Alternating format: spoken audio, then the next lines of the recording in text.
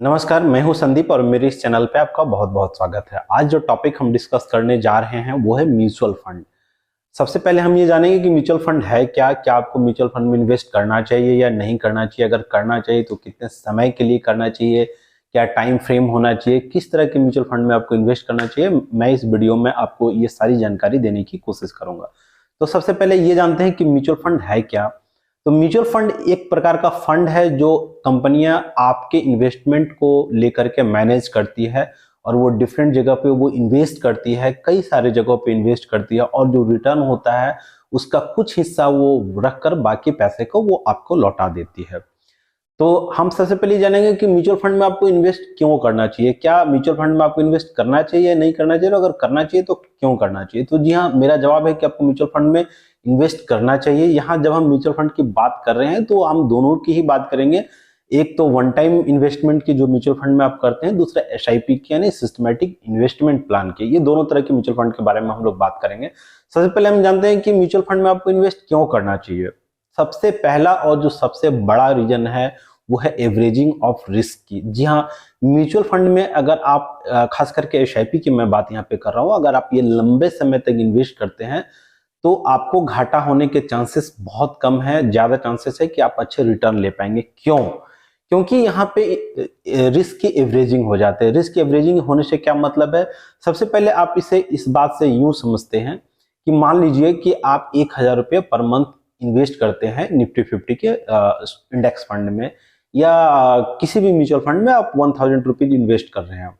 अभी हम ये एज्यूम करते हैं कि निफ्टी 17,500 पे अभी चल रहा है और आपको 1,000 रुपये के बदले 100 यूनिट एलोकेट होते हैं, 100 एनएवी एलोकेट होते हैं, नेट एसेट वैल्यू जो होता है वो 100 एलोकेट होते हैं। अभी 17,500 से हम ये मान ले कि अगली बार क्या हुआ कि नेक्स्ट मंथ में जब आपका पैसा इन्वेस्टमेंट के लिए आया म्यूचुअल फंड कंपनी के पास, उस समय जो निफ्टी 50 है उसका इंडेक्स 17,500 से घटकर 17,000 पे आ गया। अभी क्या होगा, 17,000 पे आ गया तो ऑटोमेटिकली क्या होगा कि आपका जो 1,000 रुपया है उसमें से आपको ज्यादा यूनिट एलोकेट हो जाएंगे। अगर पिछली बार 100 हुआ है तो ये मान के चलते हैं कि इस बार 110 यूनिट एलोकेट हो जाएगा।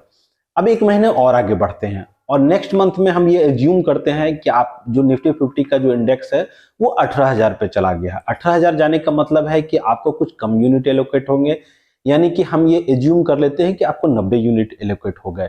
तो पहले मंथ में क्या है कि आपको 100 यूनिट एलोकेट हुए, दूसरे मंथ में क्या है कि 110 यूनिट एलोकेट हुए, तीसरे मंथ में क्या है कि आपको 90 यूनिट एलोकेट हुए। इससे क्या हुआ कि आपको अलग अलग महीने में अलग अलग यूनिट एलोकेट हो रहे हैं और यहाँ पे रिस्क की एवरेजिंग हो रही है। यानी कि आपने एक बार पैसे नहीं डाला, जब कम था तो भी आपने पैसे डाले, जब ज्यादा था तो भी आपने पैसे डाले और आपके पैसे से जो भी यूनिट परचेज हुए वो आपके अकाउंट में चले गए। अगर इंडेक्स का फंड जो है वो बढ़ा हुआ था तो कम यूनिट परचेज हुए, जब कम था तो ज्यादा यूनिट परचेज हुआ और वो सारे जो यूनिट है वो आपके अकाउंट में चले गए। इससे क्या है कि आपके रिस्क की एवरेजिंग हो जाएगी, यानी कि आपने वो आप इससे क्या होगा कि आपके रिस्क की एवरेजिंग हो जाएगी। कहने का मतलब है कि आपने हर समय में इन्वेस्ट किया, कम में भी और ज्यादा में भी, और हम ये एज्यूम करके चलते हैं कि धीरे धीरे करके जो निफ्टी 50 है या कोई भी जो इंडेक्स फंड है या कोई भी फंड है उसकी वैल्यू धीरे धीरे करके बढ़ेगी। तो रिस्क की एवरेजिंग हो जाती है और आपको घाटा होने के चांसेस बहुत कम हो जाते हैं। जो दूसरा और जो सबसे महत्वपूर्ण पार्ट है म्यूचुअल फंड का कि आपको क्यों इन्वेस्ट करनी चाहिए, उसका सबसे बड़ा रीजन ये है कि it is managed by professionals. जी हाँ, अगर आप नौकरी करने वाले हैं या आपका कोई बिजनेस है और आपको कैपिटल मार्केट में कोई एक्सपर्टाइज नहीं है, आपको शेयर मार्केट में कोई एक्सपर्टाइज नहीं है, आपने इन्वेस्ट करने की कोशिश की बट क्या है कि आप वहां से घाटा खा गए क्योंकि आपको इन चीजों की ज्यादा जानकारी नहीं है और नहीं आपके पास समय है कि आप बहुत सारा रिसर्च करके अच्छी कंपनियों के शेयर परचेज कर सके। तो म्यूचुअल फंड आपके लिए बहुत ही बढ़िया ऑप्शन हो सकता है क्योंकि it is managed by professionals जिन्हें कई सालों का एक्सपर्टाइज होता है। वो कंपनी का बैलेंस शीट देखते हैं, एक टीम होती है जो ये रिसर्च करती है कि आपका पैसा किस फंड में लगाया जाए, किस कंपनी में लगाया जाए और किस जगह पे लगाया जाए कि आपको मैक्सिमम बेनिफिट हो। यानी कि आपके पास एक्सपर्टाइज नहीं है तो आप अपने पैसे को मैनेज करने के लिए उन्हें दे रहे हैं जिनके पास एक्सपर्टाइज है और धीरे धीरे करके आपके पैसे ग्रो होंगे, एक्सपर्ट हैं तो आपके पैसे को अच्छी जगह पे लगाएंगे और आपका पैसा ग्रो ही होगा, वो आपका पैसा नीचे नहीं जाएगा। म्यूचुअल फंड में जो इन्वेस्ट करने का जो तीसरा सबसे बड़ा रीजन है वो ये है कि आप अपने पैसे से, कम पैसे से आप कोई यूनिट खरीद सकते हैं। सपोज करते हैं, अभी हम एक एग्जांपल लेते हैं। मान लीजिए कि आप रिलायंस का एक शेयर परचेज करना चाह रहे हैं। अभी रिलायंस के एक शेयर की कीमत 2000 है, बट क्या है कि आपका जो बजट है वो 1000 रुपये ही है। आप 1000 रुपये से ज्यादा इन्वेस्ट नहीं कर सकते हैं। इस केस में म्यूचुअल फंड आपके लिए बहुत ही बेनिफिशियल हो सकते हैं, क्योंकि ये पूल ऑफ मनी है, यानी बहुत सारे लोगों से पैसा लिया जा रहा है और आपके डिजायर्ड म्यूचुअल फंड में, डिजायर्ड स्कीम में ये पैसे डाले जा रहे हैं, जिसका कि बेनिफिट आपको मिलेगा। तो अभी हम ये जान चुके हैं कि हमें म्यूचुअल फंड में इन्वेस्ट क्यों करना चाहिए, कितने इसके क्या क्या फायदे हैं। अभी हम ये जानेंगे कि म्यूचुअल फंड में इन्वेस्टमेंट करने के क्या तरीके हैं और आपको कौन सा तरीका अपनाना चाहिए। म्यूचुअल फंड में इन्वेस्ट करने के दो तरीके हैं। सबसे पहला तरीका जो है वो डायरेक्ट है और जो दूसरा तरीका है वो एजेंट के थ्रू। दोनों के अपने अपने फायदे और नुकसान हैं। अगर आप डायरेक्ट म्यूचुअल फंड डायरेक्ट में इन्वेस्ट करते हैं, यानी आप किसी ऐप से डायरेक्टली इन्वेस्ट करते हैं, तो वहां पे जो मिडल मैन का जो एक्सपेंस है, जो खर्च है, वो आपको नहीं देना पड़ता है, यानी कि वो पैसे आपके बच जाते हैं और वो पैसा आपका इन्वेस्टमेंट में चला जाता है। लेकिन इसका एक स्याह पहलू भी है, इसका एक नेगेटिव पॉइंट भी है। नेगेटिव पॉइंट ये है कि अगर आपको जानकारी नहीं है कि आपको ब्लू चिप में इन्वेस्ट करना है या आपको आईटी सेक्टर में इन्वेस्ट करना है या आपको निफ्टी 50 के इंडेक्स फंड में इन्वेस्ट करना है, तो शायद आप सही डिसीजन नहीं ले पाएंगे। ऐसे जगहों पे जो आपके फाइनेंशियल एडवाइजर होते हैं वो आपकी मदद कर सकते हैं, वो आपको बता सकते हैं as per your risk appetite कि आपको अभी कहाँ पे इन्वेस्ट करना चाहिए। जो दूसरा तरीका है जिसके बारे में हम सभी जानते हैं कि जो म्यूचुअल फंड्स हाउसेस होते हैं, उनके एजेंट्स होते हैं और आप उनके थ्रू इन्वेस्ट कर सकते हैं। इसमें थोड़ा एक्सपेंस रेशियो बढ़ता है, लेकिन ये कई तरह के सर्विसेज आपको प्रोवाइड कर सकते हैं और सबसे अच्छी बात है कि ये आपको कुछ एडवाइस दे सकते हैं, क्योंकि इन्हें भी कुछ ना कुछ एक्सपर्टाइज होती है, कुछ ना कुछ इनका अनुभव होता है और जिसका फायदा आपको मिल सकता है। तीसरी चीज जो हम म्यूचुअल फंड के बारे में जब बात कर रहे हैं तो हम ये जानेंगे कि म्यूचुअल फंड कितने तरह के होते हैं। सबसे पहला और जो सबसे महत्वपूर्ण है वो है इक्विटी म्यूचुअल फंड, यानी कि आपके सारे पैसे इक्विटी में लगेंगे।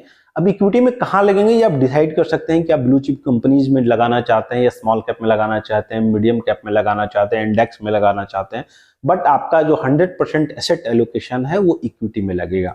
जो सेकेंड टाइप का जो म्यूचुअल फंड है, जो दूसरी तरह का म्यूचुअल फंड है, उसे हम डेट म्यूचुअल फंड कहते हैं। डेट म्यूचुअल फंड थोड़ा सुरक्षित म्यूचुअल फंड होता है और आप यूं समझे कि ये एफडी की तरह ही होता है, कि जहां पे आपको घाटा होने के चांसेस आप समझे कि बहुत कम है।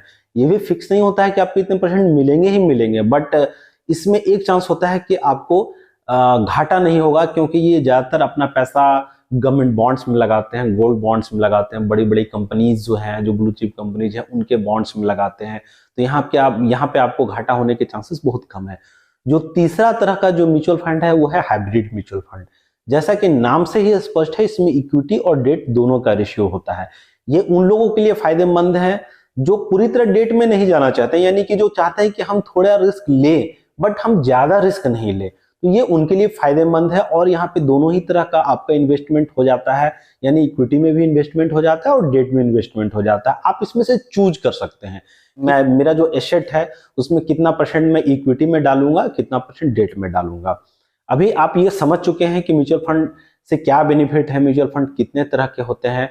तो क्या आपको किस कंपनी के म्यूचुअल फंड में लगाना चाहिए और म्यूचुअल फंड में इन्वेस्टमेंट करने के पहले आपको क्या ध्यान देना चाहिए, दो चीजों पर मैं ध्यान देने के लिए आपको कहूंगा। सबसे पहला एक्सपेंस रेशियो, कि इसमें कितना एक्सपेंस रेशियो है। मान लीजिए कि आप 100 रुपए म्यूचुअल फंड कंपनी को देते हैं, तो उसमें से ये कितने रुपए मार्केट में डालती है या जहां पे आप चाहते हैं उतना डालती है, और कितना रुपया ये अपने पास रखती है। अपने पास इसलिए रखती है क्योंकि आप ये समझे कि म्यूचुअल फंड हाउसेस के भी बहुत सारे एक्सपेंसेस होते हैं, यानी कि उसे फंड मैनेजर्स रखना पड़ता है, उसे एक्सपर्ट्स रखने पड़ते हैं और भी कई तरह के एक्सपेंसेस हैं। तो कुछ ना कुछ पैसा वो खुद के पास रखती है और बाकी पैसा वो लगा देती है जहां पे आप चाहते हैं। जो दूसरा चीज है, जो दूसरी महत्वपूर्ण चीज आपको देखनी चाहिए म्यूचुअल फंड में इन्वेस्टमेंट के पहले, वो है एग्जिट लोड। एग्जिट लोड कहने का अर्थ यह है कि जब आप अपना पैसा निकालेंगे तो आपका एग्जिट लोड क्या होगा। एग्जिट लोड क्या होगा मतलब, क्या आपका कुछ पैसा कट जाएगा, यानी आपने 100 रुपया निकाला है, अभी वो 110 रुपये हो गए और आप 1 साल के पहले ही अपने पैसे निकाल ले रहे हैं, तो क्या एग्जिट लोड आपकी कंपनीज लेती है? ये company to company, scheme to scheme differ करता है, लेकिन ज्यादातर कंपनियां करती हैं कि अगर आप 1 ईयर के पहले पैसे निकालते हैं तो कुछ एग्जिट लोड लेती है, और 1 ईयर के बाद निकालते हैं तो कोई भी एग्जिट लोड नहीं लेती है। लेकिन ये कंपनी टू कंपनी डिफर करता है, तो मैं आपको सजेस्ट करूंगा कि इन्वेस्टमेंट करने के पहले इन चीजों को ध्यान दें और पढ़ लें, स्कीम को अच्छी तरह से पढ़ लें, समझ लें, क्योंकि जो म्यूचुअल फंड का टैगलाइन है वो भी यही है कि mutual fund are subject to market risk, please read the offer document carefully. Thank you very much. अगले वीडियो में हम जानेंगे कि कौन सा म्यूचुअल फंड आपके लिए सही है, क्या आपको इक्विटी में लगाना चाहिए, क्या आपको डेट में लगाना चाहिए, क्या आपको हाइब्रिड में लगाना चाहिए।